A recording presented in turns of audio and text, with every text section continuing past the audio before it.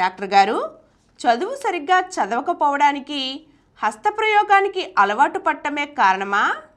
కొంతమంది 10th class వరకు బాగా చదువుతారు. వాళ్ళు ఇంటర్మీడియట్కి వచ్చేకల్లా సరిగ్గా చదవలేకపోతారు. చదవలేకపోతే వాళ్ళ నాన్న వాళ్ళ అబ్బాయి హస్తప్రయోగం చేయడం చూస్తారు. వీడు సరిగ్గా చదవకపోవడానికి కారణం హస్తప్రయోగం చేయడమే కారణం అనుకుంటాడు.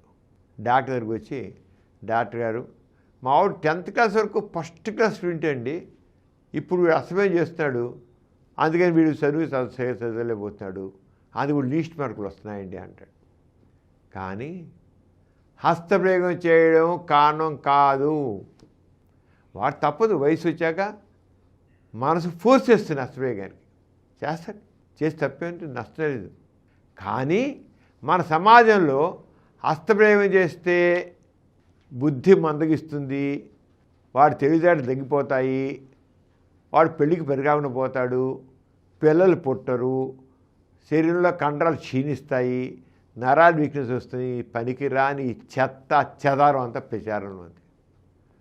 వాడు ఎప్పుడైతే హస్తప్రయోగం చేస్తున్నాడు, నేనేమో ఈ పాడు అలవాటుకి అలవాటు పడ్డాను, నా బతుకైపోతుందో ఆయన భయపడుతుంది. నిరంతరం వాడి భవిష్యత్ జీవితం గురించి, దాంపత్య జీవితం గురించి అలవాటు అయిపోతుంది. నేను సెక్స్ పెరిగిపోతే, నేను పెళ్ళాక నేను చేయకపోతే నా భార్య నేను ఎందుకు పనికిరాని చెప్పింది అనుకోండి, నేనేమైపోవాలి, నా తలకాయ తీసుకెళ్ళి రైలు కింద పెట్టాలనుకుంటాడు. అంత భయపడి ఇంకేం చదువుకుంటాడు వాడి భవిష్యత్తు అంధకారమయంగా కనబడుతూ ఉంటే అలానే ఉంటాడు అనుకుంటాడు.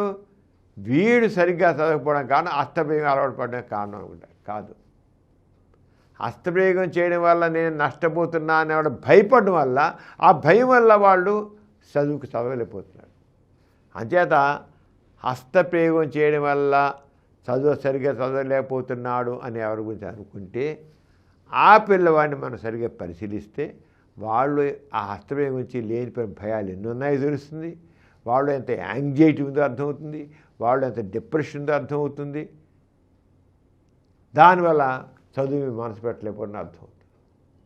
అంచేత యుక్త వయసు ప్రతి మగాడికి చెప్పేది అంటే, హస్తప్రయోగం చేయడం వల్ల చదువులో వెనకబడడం అంటూ ఉండదు, తెలివితేటలు తగ్గవు, జ్ఞానం సముపార్జన తగ్గిపోవడం ఉండదు. హస్తప్రయోగం చేసినా చేయకపోయినా సరే మనిషి ఒకటేలా ఉంటాడు, వాడు తెలివితేటలు తగ్గవు. చేయాలంటే చేయండి, నిర్భయంగా చేయండి, దానికి ఆలోచించద్దు. చదువు బాగా చదువుకోండి, చేయాలనిపించినా చేసేయండి, ఎంజాయ్ చేయండి, అయిపోయింది. చదువు మీద కాన్సెప్ట్ చేయండి. హస్తప్రయోగం చేయడం వల్ల చదువులో వీక్ అవడం అంటూ ఉండదు, వెనకబడడం అంటూ ఉండదు. పెద్దవాళ్ళు అనుకునేది కరెక్ట్ కాదు, ఈ లోకంలో ఉండే భావాలన్నీ తప్పు, ఏమని హస్తప్రయోగం చేస్తే చదువులో వెనకబడతారన్నమాట, కరెక్ట్ కాదు. నిర్భయంగా హస్తప్రయోగం చేయండి, చదువుకోండి, బుర్ర చక్కగా హుషారుగా ఉంచుకోండి. అంతేగాని హస్తప్రయోగం చేయడం వల్ల వాళ్ళు అలవాటు పడడం వల్ల చదువు సరిగ్గా చదవలేదు మాట కరెక్ట్ కాదు. అంతే, భయం అవసరం లేదు.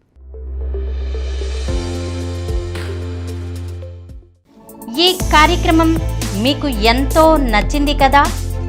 ఇటువంటి మరిన్ని వీడియోల కోసం అనతి కాలంలోనే 20 కోట్ల వ్యూస్ సాధించిన సమరం ఛానల్ సమర్పించు డాక్టర్ సమరం ఛానల్కు సబ్స్క్రైబ్ చేయండి, లైక్ చేయండి, మీ ఫ్రెండ్స్కి షేర్ చేయండి.